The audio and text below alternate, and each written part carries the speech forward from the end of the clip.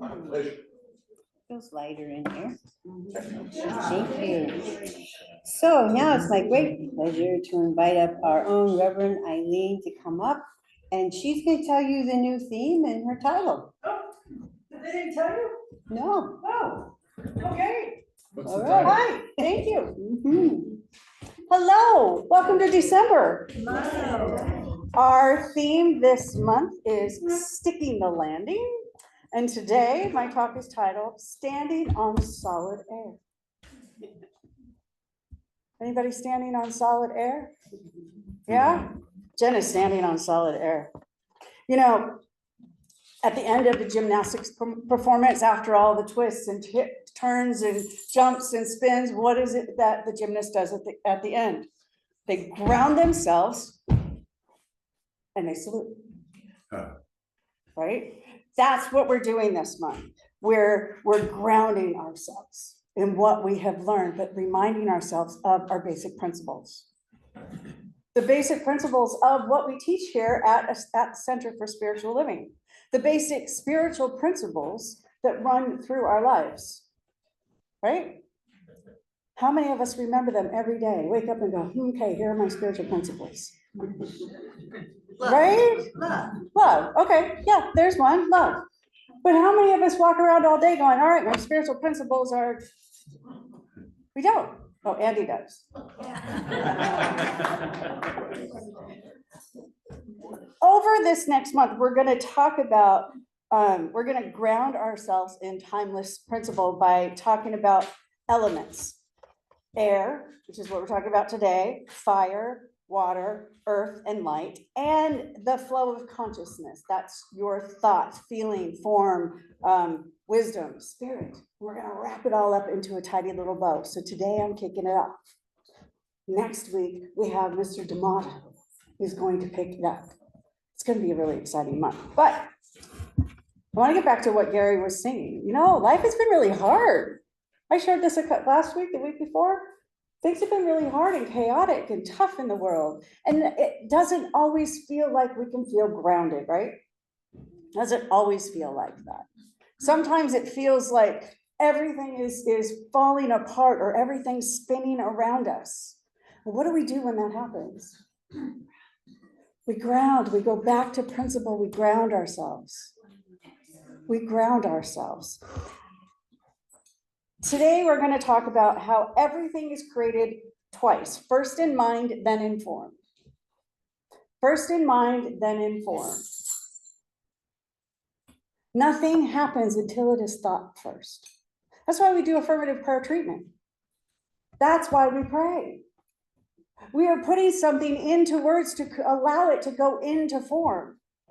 That's what this teaching symbol here is doing. It is taking that thought up here in spirit, it's putting it into body and then creating form, spirit, and putting it into mind. It's creating the form. Thoughts create things. Thoughts create things. Not all thought creates things. I'm not going to look at a menu and go, that hamburger sounds good. I really like that spaghetti. Oh, you know what? That vegan dish, that Sylvia turned me on to, it's so good. I'm not going to put my menu down and all of a sudden those are all shown up, right? Thought doesn't always create form, but if we set our mind to it, if we set our intention for it, then it creates form. Emma Curtis Hopkins declared that there is no matter. That was her second denial. Now we've proven that. Science has proven that. There is matter. And quantum physics, I love this. Quantum physics tells us that all things, or that things, are nowhere near as solid as we perceive them to be. This podium is not as solid as we think it is. It is made of tiny little particles, and I mean, it goes into deeper than what I studied in school, right? Things that are so hard to see on a microscope that they're looking at them. I remember being in the linear accelerator at Stanford. Have I told you this story? I was visiting the linear accelerator at Stanford, a friend of mine in my foundations class, a long time ago, in the 1900s. I went there with one of my fellow students, and he took a group of us and he said, let me tell you about what I love about working here. He says these scientists are proving that there's God. Yeah. They are sending lasers down this 1 mile long stretch to blow something into smithereens to prove that what we can see at the smallest level is not just what we can see. It's more than that. They're proving that there is something greater than we are. Call it whatever it is you want. God, divine energy, infinite oneness, call it whatever you want. And the engineers that I brought with me were like this. They never thought of it that way. It was really, really cool. So quantum physics shows that if you shoot, I love this, it's the split theory, is that what it's called? Where they take an atom and they shot it. The double slit. Thank you. They shot it through this seemingly solid piece, this seemingly solid thing with 2 slits in it. They shot that atom through and it actually split before it hit the solid piece, went through the 2 holes and then it came back together. Yeah, the split theory. It's incredible. It's incredible. This isn't solid. It seems like it is from where I could see, but as I'm tapping this podium, it's vibrating. All the little things in it are vibrating. I love that. I love that. So while I think I'm standing on asbestos-filled tiles, right, honey? He hasn't lifted them up to tell, but they're old enough, they probably are, right? What's that? It's in the glue, not the tile. It's in the glue, not the tile, he says. All right. As I'm standing here, I'm really standing on air. I'm standing on air. Your chair you're sitting in is air, with all of these little particles that have come together to create something that looks like a chair that you trusted. You trusted. What's that? Cooperation. It's cooperation, exactly. So when you sat down today, you knew it was going to hold you up, right? Yeah. When you got up this morning and you put your feet on the ground and you stood up, you trusted that that your body was gonna do it, right? No matter what way you had to do it. Yesterday, talking about standing on thin air. Yesterday, I was watching my husband climb a ladder to get up on the roof. And I stood there and I watched him. He didn't know I was watching. And as he went to step back down off the roof, he trusted that that ladder was there. He was stepping out into thin air. And when his foot came in contact with the ladder, he proceeded down. Has anybody ever been on, I know I was stalking you, honey, it's okay. Has anybody ever been on one of those platforms that's glass and you can look down at, there's one at Grand Canyon, right? George, it's like stepping out on thin air, right? You know there's something there, but it's scary. It's really scary. Like, oh my goodness, what am I stepping on? There's one in Germany, in Berlin, and it's a library below the walkway that you're walking on, and it's weird to stand on top of it. You think you're gonna sink right into it. But no, it's that plexiglass, it's holding you there. But it's that sensation, absolutely not. So you never know, as we step out into the unknown, what's next. But that's the trick, we have to be willing to step out into the unknown. We have to be willing to do something we've never done before. How many of us are sitting on a project that we've been neglecting? Or how many of us have someone we just haven't wanted to call, but we really should call them? that family member that we haven't reached out to, right? Right? Maybe those are some of the things that we can be looking at this week. What is it that I can do that makes me feel uncomfortable? But I know I could do it. I know I can do it. That's the trick. Barb handed me this just before service. This is an Healing After Loss, Daily Meditations for Working Through Grief. And I want to share this because this is really important to her today. And because it's important to her, I imagine that it's important to other people. Today, December 1st, it says, it is hard at any time of life not to be unduly concerned with what lies ahead. But when we've lost a loved one, it's doubly hard. All the plans and hope we had for a future in which that person continued to figure have to be reshaped. Even if the loved person has died in old age, the future still has to be recast. If it's a parent who has died, the remove of that buffer between us and death has its own sobering meaning. How will it be for me, being the older generation? How will it be in 10 years or 20 when I'm the old person? Will others be there for me? If one's child has died, the reversal of sequence in the human drama evokes all kinds of anticipated pain about a future that should have been different. And in the meantime, while we're worrying and fretting and feeling sorry for ourselves, life slips away. It's a hard discipline to adopt, and we can't do it all the time, but let's try to greet each day as its own gift or its own trial, if it's that kind of a day.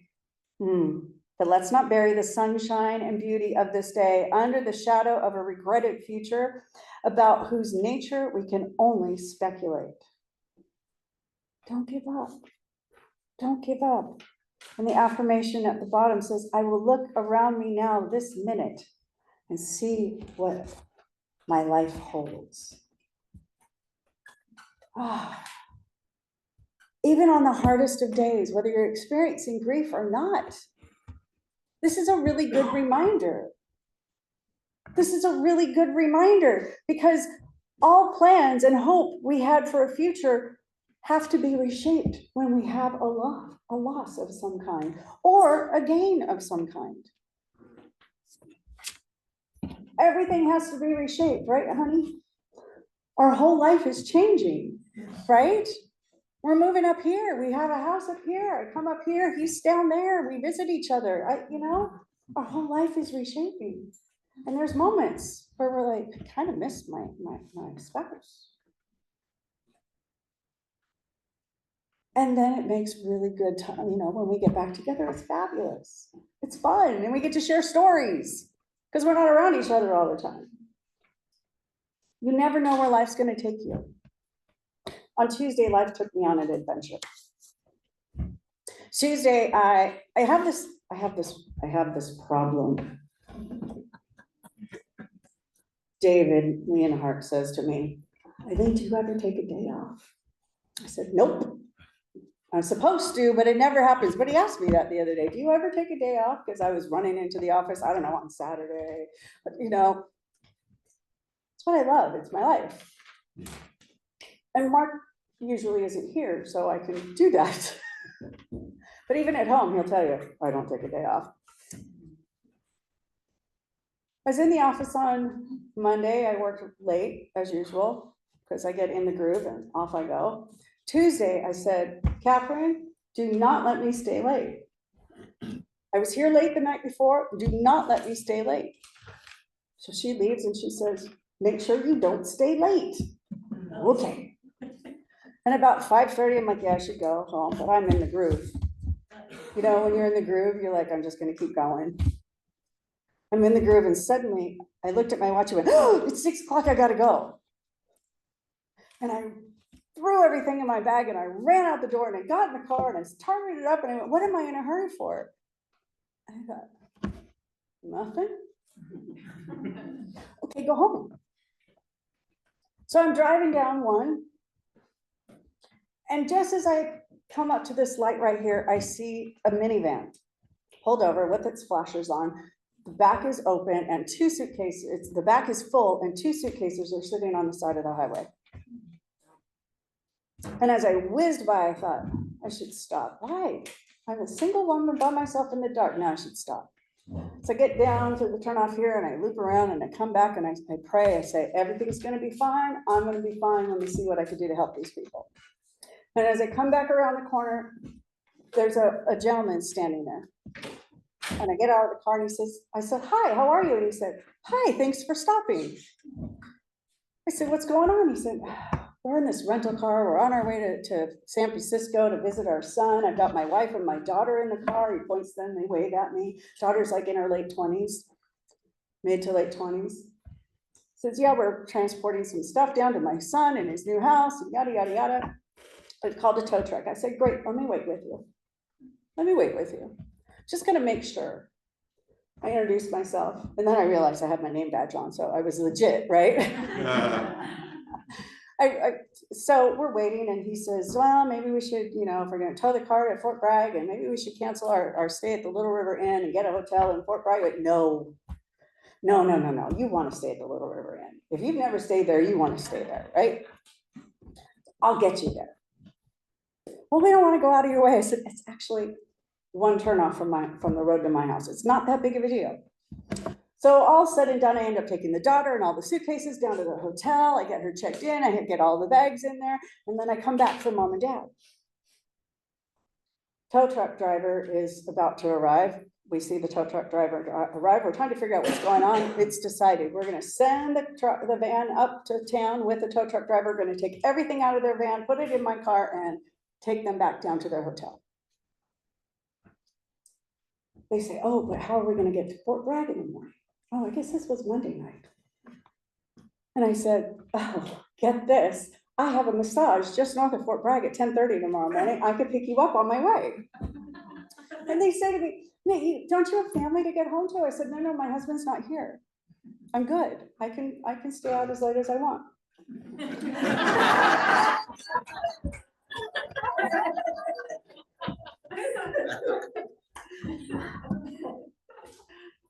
And so I get them down there and I get them all taken care of, and, you know, they tell me their whole story. They have hugged me like 15 times at this point, right? We loaded my car back up a second time. That van was packed, people. That van was packed. We loaded it up again. I took them down. They said, let us buy you dinner. I'm like, no, you don't have to do that. No, let us buy you dinner. All right, if you insist. We get there, we unload all their stuff. Their daughter comes out and says, the restaurant's closed. Well, where else would you like us to take you to dinner? And I looked at my watch and I'm like, it's after 8. You know what? You've had an exciting last couple of hours. Just get some rest. I saw that you had snacks, so you're good. I'm good. I can go home. Really not that big of a deal. I'll pick you up tomorrow morning, 9:45. I know, long story, but it gets good. So I texted in the morning, hey, you know, I'm gonna come pick you up, and the wife calls, hey, we don't need you, we got something else worked out, we're staying another day. I said, great, no problem, have a wonderful holiday. I hang up the phone, she calls right back, I think she's butt dialing me.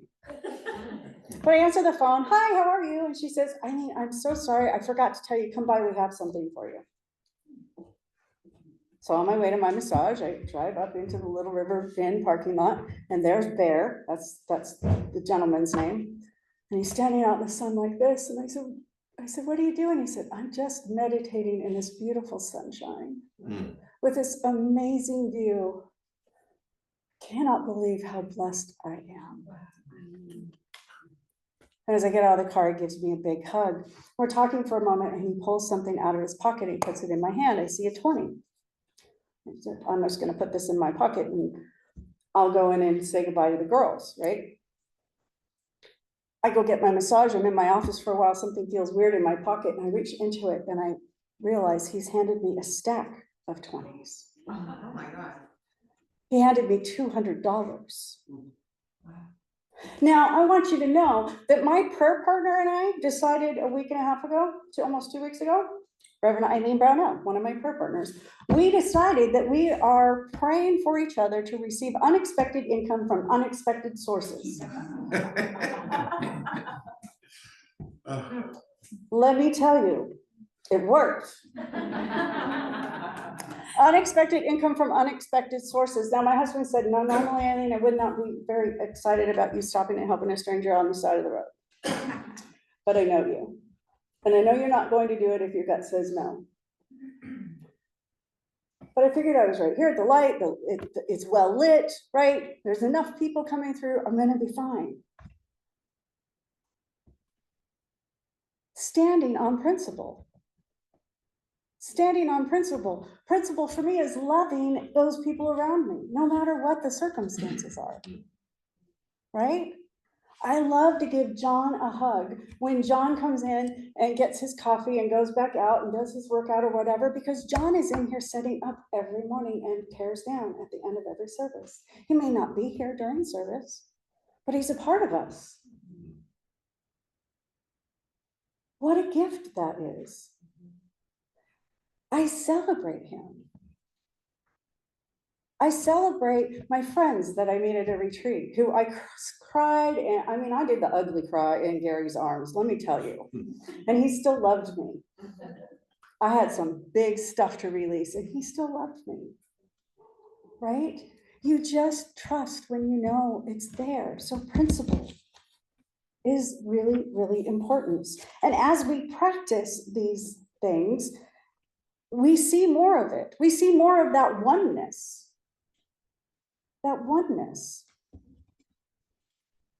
You know, Ernest Holmes says, and this is the foundational belief on our whole teaching, he says, we believe in God, the living Spirit Almighty, one, indestructible, absolute, self-existent cause. That's what we believe. We believe that we're never separated from it, that it is closer than hands and feet. It is our very breath. It's our heart beating inside of us. We're never separate from it. Ernest then goes on to state that God, that this thing, this God, this energy, it incarnates, takes form here, this part of the teaching symbol that goes down into form. It goes into form. Where did I lose my notes? Anyway, it goes into form. It creates everything, including each and every one of us. And then it experiences itself as us.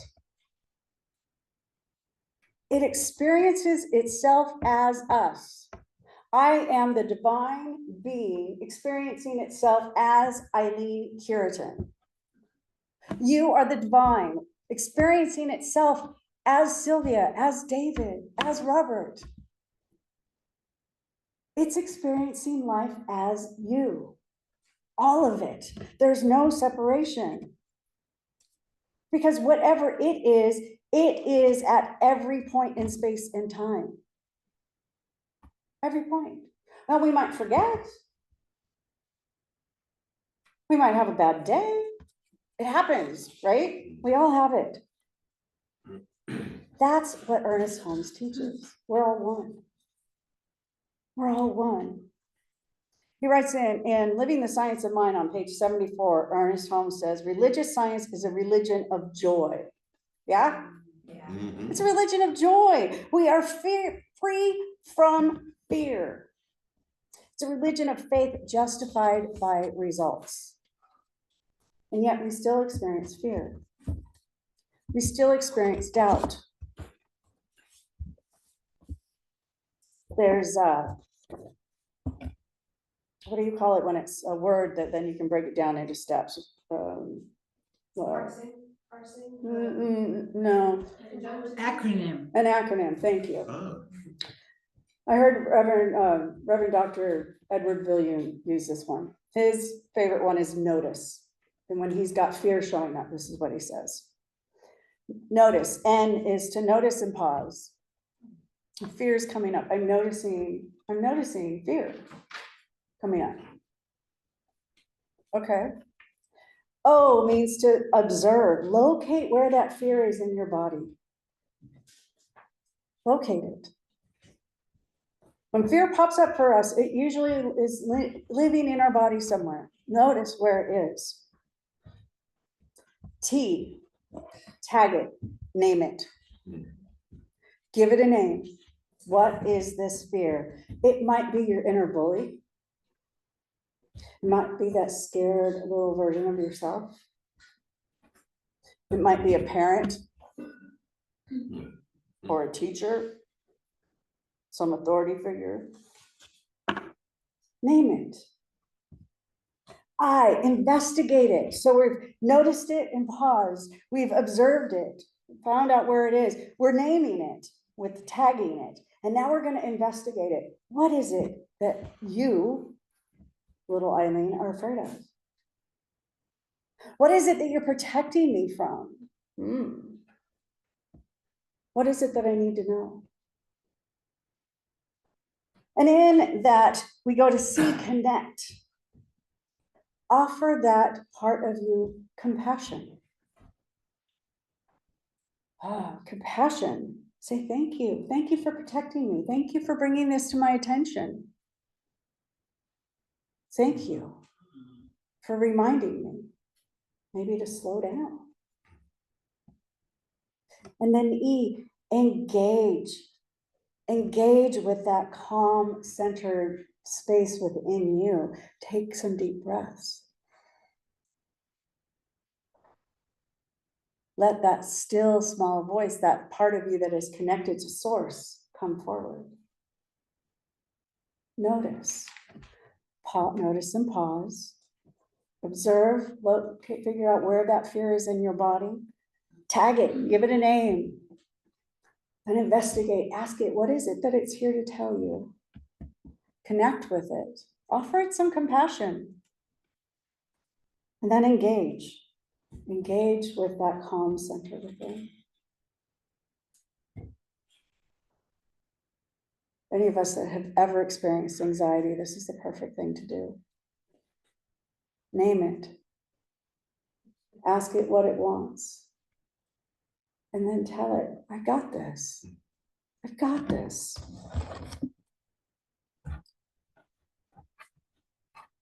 So this week, I'm going to ask you to trust in the invisible structure that comes from spiritual practice and stand on them. Stand on that. Not through blind trust. I want you to test and experience these things on your own. If there's something that a spiritual principle that you aren't quite sure about, first off, work with a practitioner. Call a practitioner, schedule a session, and then go out and practice it.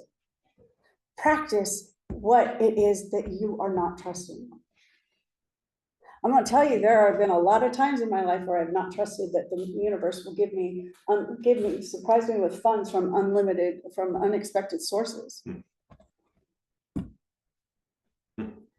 Now I have to trust. My very dear friend Beverly Strutt went minister on the Big Island of Hawaii. I said to her, well, how do you do this ministry thing? And she said, the universe always provides for me, Eileen. I never have to worry about it. And my life has always been that way. What? I hear practitioner Janet Rutherford say that a lot. The universe always provides. And it does for her. She proves it on a regular basis. So that's what I want you to do this week. I want you to treat it as, I want you to do that, and I want you to see oneness in everything around you. I want you to treat it like a game of hide and seek. Hide and seek. If you're not seeing oneness in something, I want you to then go find it. I was not seeing oneness in the converted van RV that I was following into town this morning. I was not seeing oneness. They were going 35 and a 55. And they were weaving. So they weren't looking at the highway. I had to take a couple of deep breaths and hold I had to hold the street version of Eileen back. I had to hold her back, take a deep breath, and find oneness in them. so I can walk in the door, not all stressed out and, right? So where can you find oneness and we do it, that game of hide and seek? Yeah, I don't see it. Where is it? I'm going to find it. Hello. It's in there somewhere. It's in there somewhere. So do this both for your inner experiences and your outer experiences and see what happens. See what happens. Report back next week. All right, let's take a moment. Let's go into prayer. Infinite one, divine presence, one, that one thing that is all. That energy that flows in, through, and around each and everything that I call God, I call the goddess, I call it the divine everything. It is right here, right now, in this space, wherever you are, whether you are in the CCM building at the Mendocino Center for Spiritual Living, or you are listening or watching somewhere else. It is right here. It is right here. It is moving in, through, and around each and everything. And I know its nature is love. Its nature is love. And as we've already stated, we are connected with it. We are it in form. That doesn't make us God, but it makes us connected with it. And so all of those things that it is, all of those things, that joy, that love, that peace, that compassion, that love, the power, all of that is also who we are. So I'm knowing in this moment that each and every person that is in need of any of those spiritual practice principles, that is in need of any of those spiritual, divine, right, birthright experiences of life, that it is theirs. That it is theirs, that anyone who is looking for a healing, may they have it right now. Anyone who is looking for more abundance in their life, in whatever form that abundance takes, may they have it right now. May they walk out their door and experience it in everything that they see and see and taste and touch and smell, everything that they do. Let us experience peace in the world, starting right here and right now. Let us open our eyes to see the peace in the world, to point it out to each other and to ourselves and celebrate it. Let us lift every person around us. In fact, let's lift the entire planet, shall we? Let's lift the entire planet in this moment of peace. This moment of love, this moment of healing, and this moment of connectedness.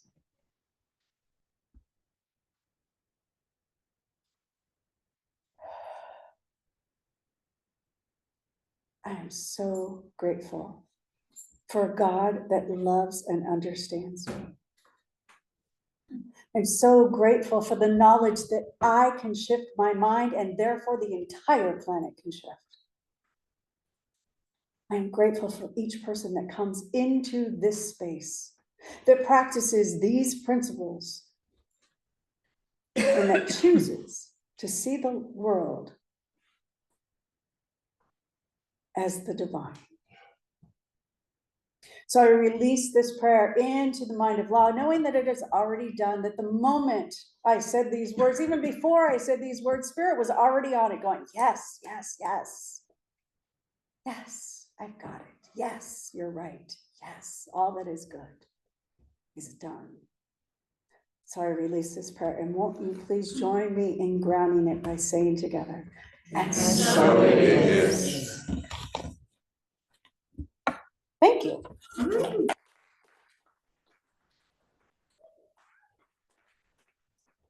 Got cheering and everything. All right. What's next? Oh, that would be me.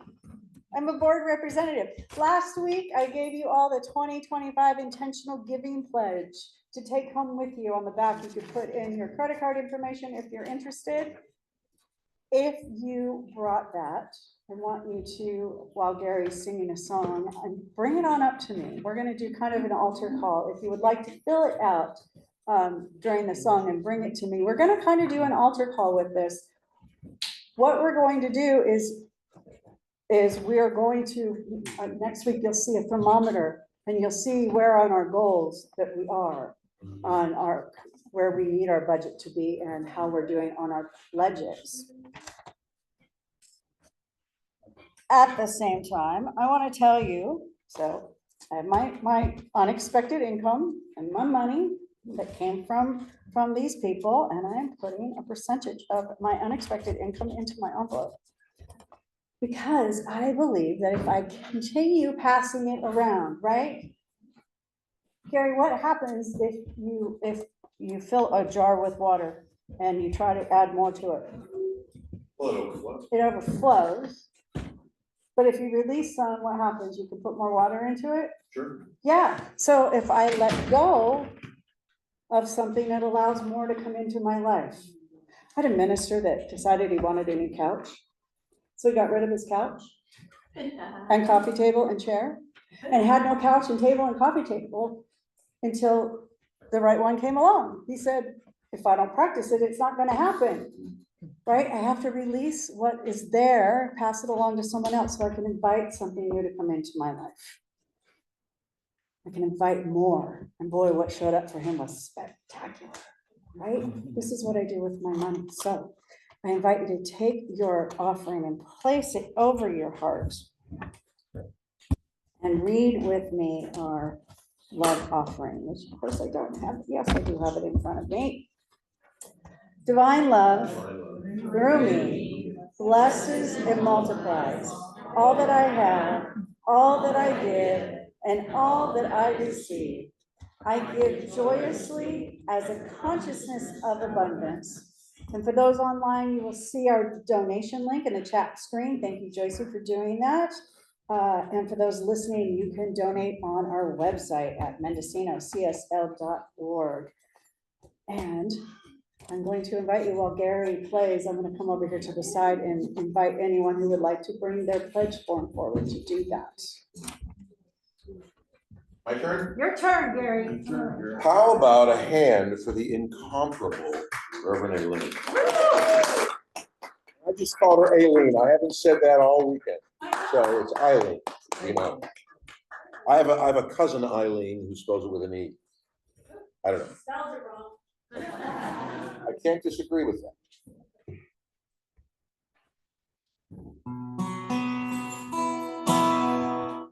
There was a time in my life I thought I'd have to do it all for myself.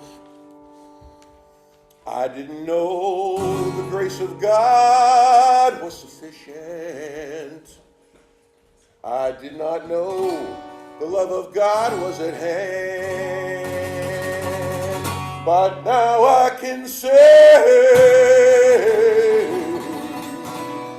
if you are discouraged, struggling just to make it through another day, you've got to let it go, let it go, let it all go. And this is what you have to say.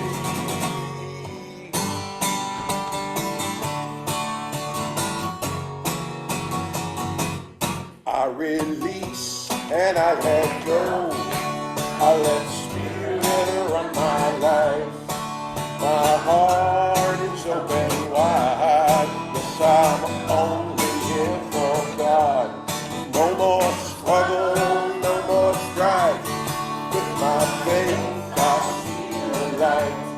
I am free in the Spirit. Yes, I'm only here for God.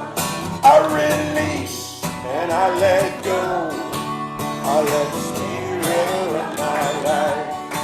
My heart is open wide. Yes, I'm only here for God. No more struggle, no more strife. With my faith I see the light. I am free in the Spirit. Yes, I'm only here for God. I am free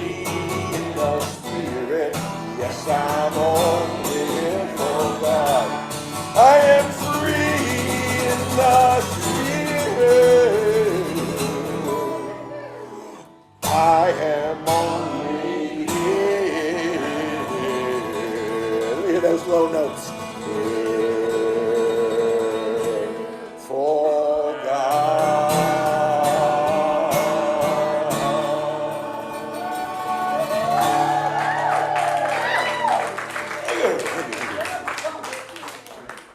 Gotta love a Ricky Byers Woo, song. absolutely. Gotta love a Ricky Byers song. All right. Thank you, Sylvia.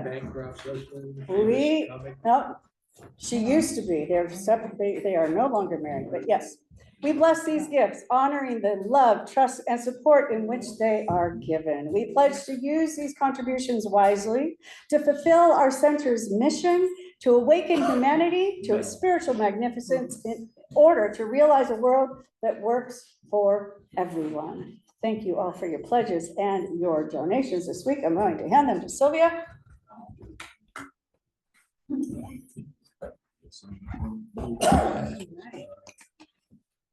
this where I get to get out of here? Yeah. Oh, okay. So we're doing something really special today. Aside from having goodies to eat. We're going to invite Reverend Tanya up, and we are going to do an affirmation of our new minister, Reverend Eileen.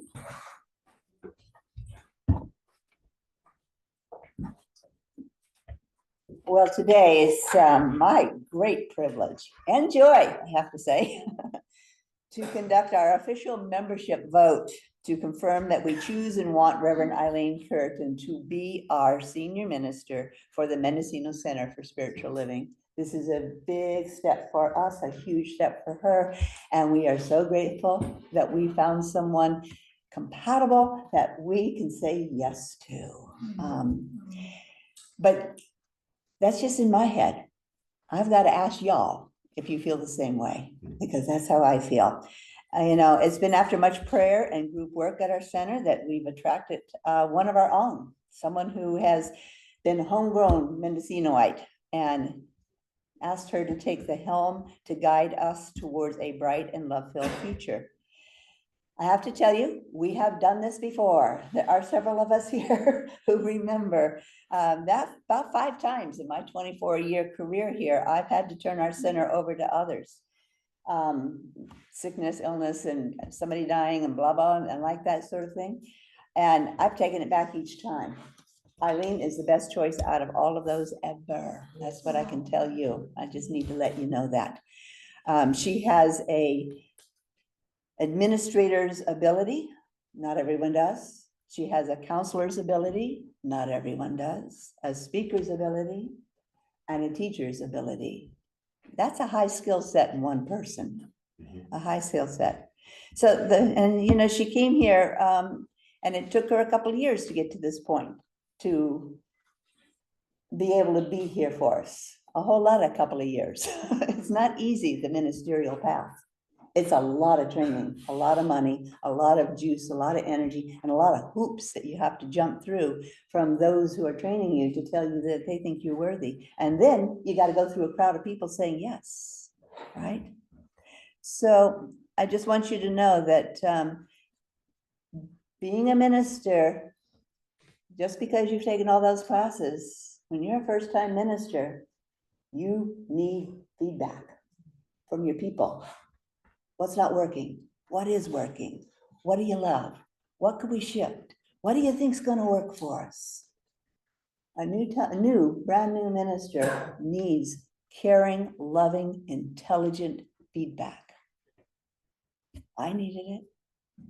Reverend Gail needed it. Every person I had come in to be our minister needed it. I can guarantee you this, she wants it, and she will listen, and she will honor the courage and the strength and the intelligence it takes to give her the feedback that she needs. Because no one can do this job by themselves. This is not working on some computer in the corner. This is working for each and every one of you. And she needs to know what it is we on the coast need, what we want. She needs our feedback. So I count on each one of you to give her that. And I myself will be giving her any feedback that is useful that she'd like me to give her. And I know Reverend Gail's already been doing this. It's been fabulous, as our board has been. So what is now my time to do here is to count the hands of the yes upvotes of approval, and for everyone here that, and if we get a majority, we'll just stop right there. Those who would like to say aye, that yes, Reverend Eileen is being requested by each one of us and certified from each one of us, those who have showed up for this meeting, to be our next new senior minister of the Mendocino Center for Spiritual Living. And raise your hands if you say all in favor, aye. Aye. Now, that looks like a majority to me. Thank you. Yes, welcome our new minister.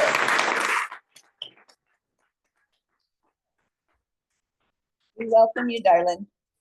Not only have we certified that we want her, CSL is certified that they want her.